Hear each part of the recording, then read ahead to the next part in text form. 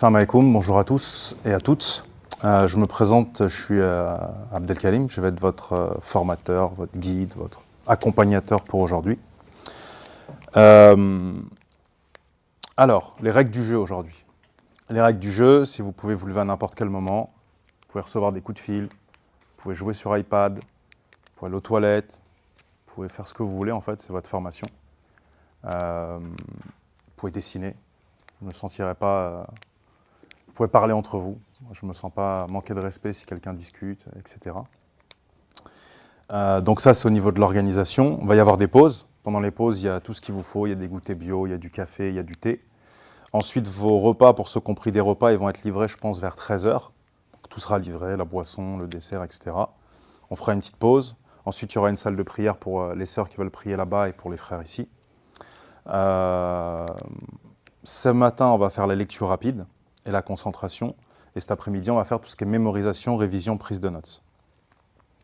Alors, ce qui est le plus probable qui va se passer, c'est que, à beaucoup de moments dans cette formation, vous allez ressentir une sensation très étrange. Une sensation de ne pas bien comprendre ce qui se passe, pas bien comprendre où je vais en venir. Et c'est exactement ce que je souhaite faire. Donc, si vous ressentez ça à un moment, dites-vous, en fait, tout se passe comme prévu. Et a priori, 90% de la salle ressentira la même chose que vous à ce moment-là. Si vous étiez des enfants, parce que j'ai déjà fait des formations à des enfants, le plus simple en fait avec un enfant, c'est qu'on ne lui a pas mis 15 ans de croyances, de savoir dans la tête, etc., que je vais être obligé de déconstruire pour pouvoir reconstruire autre chose de plus viable. Donc c'est assez simple en fait, vous voyez. Si on a tout un tas de croyances, etc., il va d'abord falloir que je les démonte, que je démonte les paradigmes, en parlant à votre cerveau gauche, en donnant des exemples à votre cerveau droit, en parlant au subconscient, en vous faisant comprendre des choses, en changeant vos cartes cognitives, c'est-à-dire en vous faisant faire des choses. Et il va falloir aussi que j'explique, parce que le cerveau rationnel va lutter de toutes ses forces pour résister. Et moi, mon boulot, c'est de vous accompagner dans tout ça, que tout se passe très très bien, très calmement. Et dans toute formation ou tout cycle de savoir, il y a des constantes en fait. Donc moi, je suis formateur de métier, je t'ai formé ici à l'Institut Repère. Je suis un passionné de tout ce qui touche au développement personnel, donc ce serait plus long de vous les citer, on pourrait passer la journée à ce que je vous cite tout ce que j'ai fait plutôt que je vous citer ce qui me reste à faire. Je n'ai pas fini le coaching et je n'ai pas fini la PNL. Voilà, sinon à peu près tout le reste que vous verrez dans le catalogue, je l'ai fait. Et vous verrez que ça coûte un vrai billet. Mais ça me permet de payer moins d'impôts à la fin de l'année, donc c'est pas grave. Et donc, là-dedans, en fait, dans cette formation, je vais utiliser plein d'outils qui sont les miens pour vous aider à changer de paradigme, de changer de croyance et d'évoluer vers quelque chose de nouveau. Et toutes les formations, tous les savoirs, en fait, ils sont bâtis sur les mêmes règles, en fait. Il y a ce tableau et il y en a un autre. Donc là, ici, c'est incompétence inconsciente. C'est-à-dire, vous êtes inconscient à un moment donné d'être incompétent. Tout le monde se dit... Si vous allez dans n'importe quel bar, tout le monde dit Zidane, il a mal joué. Et n'importe quel gars qui est au bar en train de boire une bière ou autre chose, il vous expliquera ce que Zidane aurait dû faire. À quel moment? Alors qu'il n'a aucune connaissance en football et qu'il est très loin d'être Zidane. Et si vous lui donnez un ballon et que vous le mettez en finale de Coupe du Monde, là, il va arriver ici. Il va se rendre compte qu'il est vraiment incompétent. Et ensuite, si... Avant, il était ici, inconscient de son incompétence. Quand vous l'amenez sur le terrain, il devient conscient de son incompétence. Ensuite, si vous le formez, s'il est formé par Zidane en personne pendant 1 an, au bout d'un moment, il va devenir conscient qu'il est maintenant compétent. Et à force d'entraînement, à force de détermination, il va monter ici, ce qu'on appelle l'élève qui dépasse le maître. C'est-à-dire, au bout d'un moment, il va faire un truc à Zidane et Zidane dira « Waouh, ah ouais, là, tu as vraiment été bien formé ». Et lui-même, il n'en a pas conscience. Vous voyez? Ça, c'est par exemple quand vous conduisez, je me doute pas à quel point c'est dur d'apprendre à conduire. Les panneaux, tout ça. Et puis ensuite, j'apprends. Là, je me rends compte que c'est une vraie galère de passer le permis. Puis ensuite, je conduis. J'arrive à conduire tranquillement. Et puis ensuite, je me rends compte que j'avais complètement zappé, j'étais en train de penser à autre chose et je viens d'arriver au boulot. Et mon corps m'a amené tout seul au boulot, en fait, sans que je réfléchisse, sans que je fasse rien. Vous voyez? Ou je réagis en un instant à quelqu'un qui traverse la rue, ou voilà. Et le savoir, c'est la même chose. D'abord, il faut prendre conscience qu'on est incompétent dans certains domaines. Vous voyez ? Ensuite, une fois qu'on a pris conscience, il faut se former. Et une fois qu'on se forme, ensuite, il faut s'entraîner. Voilà. Et après, pour les formations aussi, il y a différents niveaux de savoir qui vont de 0 à 4. Et en général, il y a 2 grands extrêmes. Il y a ce type de formation, super quand on sort, etc. Et puis ensuite, il n'y a plus rien. Et il y a ce type de formation.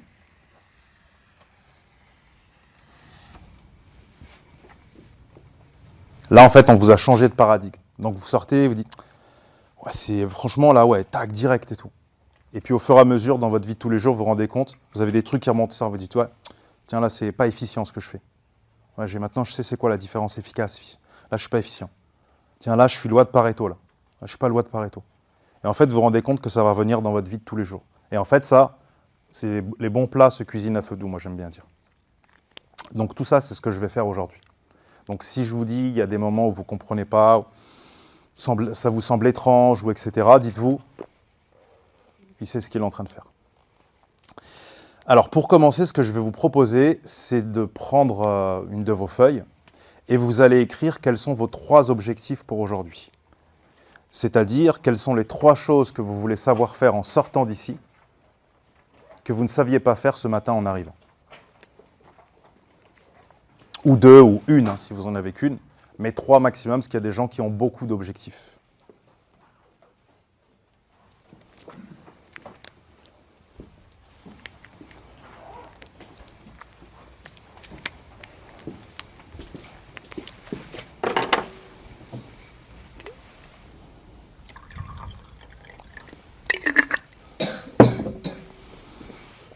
Voilà, donc vous qui êtes chez vous, vous marquez aussi vos 3 objectifs tranquillement.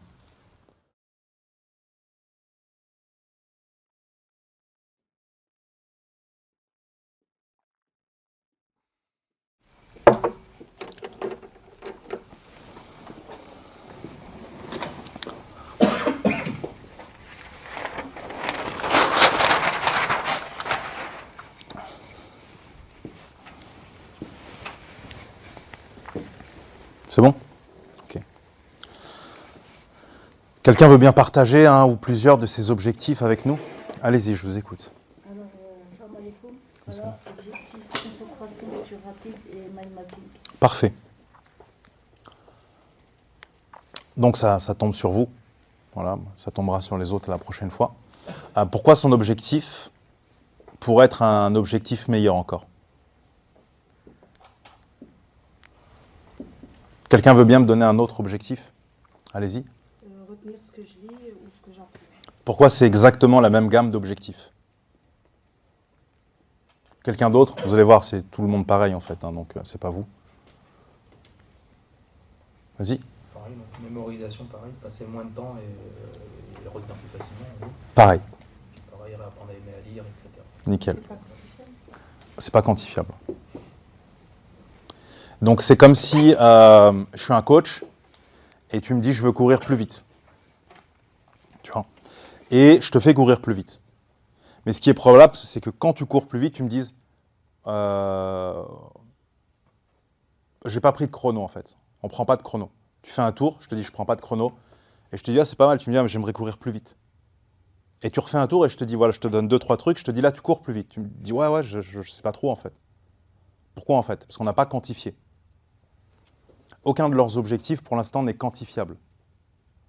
Et en fait, ce qu'on fait en développement personnel, si on veut évoluer, c'est comme en marketing en fait. On fait des bulles. Et une fois que j'ai fait une première bulle, que je suis content de mon résultat, 10%, et là c'est 100% de moi-même, en fait après je vais sauter sur cette bulle. Et je vais pouvoir accomplir des choses de plus en plus grandes. Mais si je fais pas ça en fait, à chaque fois je retombe et je repars du point 0. Et je peux jamais accomplir des grands trucs dans ma vie en fait.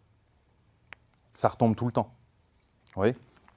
Et en fait, quand on se fait une liste d'objectifs qu'on doit faire dans la vie, on commence par ce qui est simple et facile et qui va donner tout de suite de la satisfaction. On se dit, ah ouais, c'est bon, j'ai réussi. Et tout de suite, on enchaîne avec la suite. Donc, si vous coachez quelqu'un, toi, ton objectif, c'était ? Donc la mémorisation surtout. La mémorisation Moins de surtout. temps et retenir plus efficacement. Donc, moins de temps et plus efficacement. Ok. Est-ce que quelqu'un a pris la lecture ? Lire plus vite. Donc aujourd'hui, il te faut combien de temps pour lire ça? Qui fait, je crois que ça fait 320 pages. Donc déjà, à l'heure actuelle, tu lis plus le livre. Voilà. Mais tu es tout seul en fait. Personne dans cette pièce ne lit plus le livre. Tu vois? En fait, tu es la seule personne dans cette pièce qui a été écœurée des livres à l'école. Parce que c'est à l'école que ça a commencé tout ça. C'est là que tu as arrêté de lire. Certainement. À peu près. Ça te revient, tu dis ouais, c'est à peu près dans cette zone temporelle. Mais il n'y a que toi en fait. Les autres, ça leur a pas fait ça. N'est-ce pas les autres? Personne n'a arrêté de lire des livres à l'école. Après l'école, il s'est dit j'arrive plus trop à lire, je sais pas ce qui m'arrive. J'aime plus trop la lecture. Ah, il y a d'autres personnes aussi? Levez la main, ceux qui ont un peu ça. Après, vous avez repris. Donc tu vois, en fait, tu n'es pas seul, en fait. Il y a d'autres personnes. Donc on pourrait dire que c'est possible que ça soit une constante, qu'il y ait une catégorie de gens qui vont à l'école et qui soient dégoûtés de la lecture quand ils sortent de l'école. Donc en fait, c'est pas toi le problème. Peut-être le problème, c'est l'école. Tu vois? Donc ça se trouve, tu es en train de culpabiliser pour un truc, et en fait, c'est pas de ta faute. Est-ce qu'il y a quelqu'un qui a marqué la concentration? Ok, génial. Donc c'est pas bien, vous savez pas vous concentrer. C'est mal. Parce qu'en plus, si encore vous n'aviez pas eu un cours avec un expert en concentration à l'école, qui vous a expliqué pendant des heures le cerveau, comment on se concentre, comment ça se passe, etc. Si vous n'aviez pas eu ça, encore je comprendrais que vous ne sachiez pas vous concentrer. Ça serait normal, parce qu'on ne peut pas demander à quelqu'un de savoir faire quelque chose qu'il n'a pas appris. Ça serait complètement stupide. Mais comme vous avez tous eu un cours avec un expert en concentration, c'est dommage que vous ne savez pas vous concentrer. Vous n'avez pas bien étudié ce qu'on vous a appris. Vous avez tous eu un cours avec un expert en concentration, n'est-ce pas? À l'école. Personne. Donc toute votre vie, on vous a demandé de faire quelque chose sans vous expliquer comment le faire. C'est hyper intéressant comme concept. C'est un concept qui est hyper pertinent en soi. Demandez aux gens de faire des choses qu'on ne leur a pas appris à faire. Et ensuite, tu culpabilises. Tu te dis, non, je ne suis pas concentré, là, faut que j'arrête. Je suis éparpillé, etc. Bah ouais, mais si on ne t'a pas appris, c'est un peu normal, si tu veux. Tu vois? Donc le but, c'est... déjà, tu voudrais reprendre un livre. Pouvoir finir un livre du début à la fin. Donc ça, c'est son étape 1. Ensuite, on imagine qu'il te faut du temps pour lire. Il te faudrait combien de temps pour ça? C'est 1 mois, c'est 2 mois, c'est combien de temps? On dit à raison d'1 heure par jour? Ouais. 2 semaines. 2 semaines, très bien. Donc ensuite, maintenant, il n'arrivait pas. Ensuite, il passe à 2 semaines. Ensuite, tu voudrais, par exemple, à 1 semaine. D'accord? Ensuite, la moitié d'1 semaine, on va dire que c'est 3 jours. Et ensuite, c'est 1 jour et demi. Et ensuite, ce sera 2 heures. Voilà son plan d'action. Là, il a une to-do list. Là, quand il fait ça, il se dit « Ok, j'ai réussi à finir mon premier livre, la classe. » Ensuite, il se dit « Maintenant, là, c'est un peu trop. Ah, voilà, c'est bon, j'ai réussi. » Et en fait, il barre. Et plus il barre, plus il se dit « Ah ouais, mais en fait, mais j'assure grave, en fait. Mais je peux faire plein de trucs, en fait. » Et quand il arrive là, il se dit « Mais ça y est, maintenant, je reprends les études direct. Pourquoi je vais me priver ?» Tu vois? Mais s'il ne fait pas ça, s'il reste abstrait, en fait, il a un espèce de tableau, il ne sait pas trop où il va. Il a un espèce de pseudo-objectif au fond, là-bas, il ne sait pas trop comment ça s'appelle. Tu vois, il faut être très précis en objectif. Et plus tu es précis, plus c'est quantifiable, mieux c'est.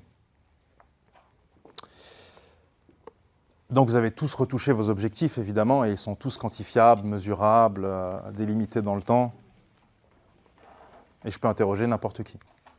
Toi, par exemple, dans le fond. Ouais. Mais j'ai pas d'étiquette, donc je suis obligé de dire toi. Ah, je vois.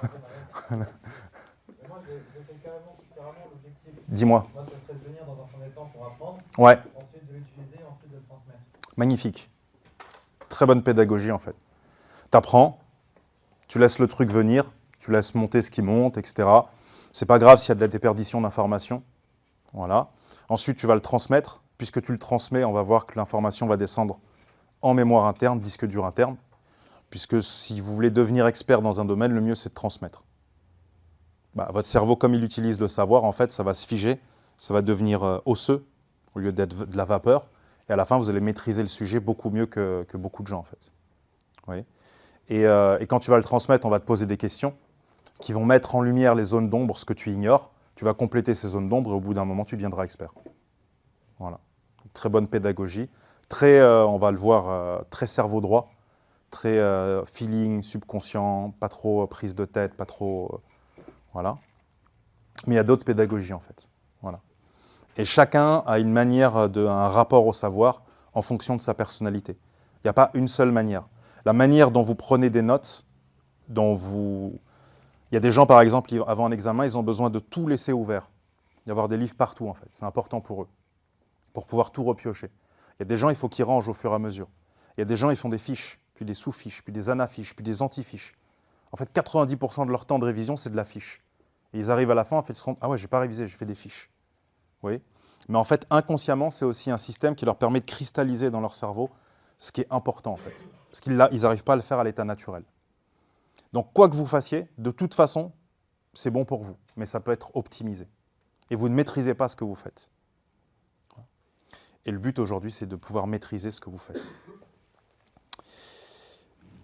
Donc, ce qu'on va voir aujourd'hui, c'est concentration, lecture rapide, prise de notes, mémorisation et révision, qui vont former un quintet, 5 choses, qui, à la fin de la journée, parce que je ne vais pas vous laisser sans comprendre, à la fin de la journée, tout va s'aligner. C'est-à-dire qu'on va écrire le processus au tableau. Qu'est-ce que je fais quand je commence ? Hop, je me mets en alpha. Ensuite, 2, je préactive. 3, j'active. 4, je fais ça. 5, je prends des notes. Avec mes notes, je les révise à telle période. Ensuite, comment je fais quoi ? Et vous aurez un processus en 15 étapes qui vous permettra d'aligner tout ce qu'on aura vu aujourd'hui. Oui. Donc, je vous récupère à la fin. Je ne vous laisse pas comme ça.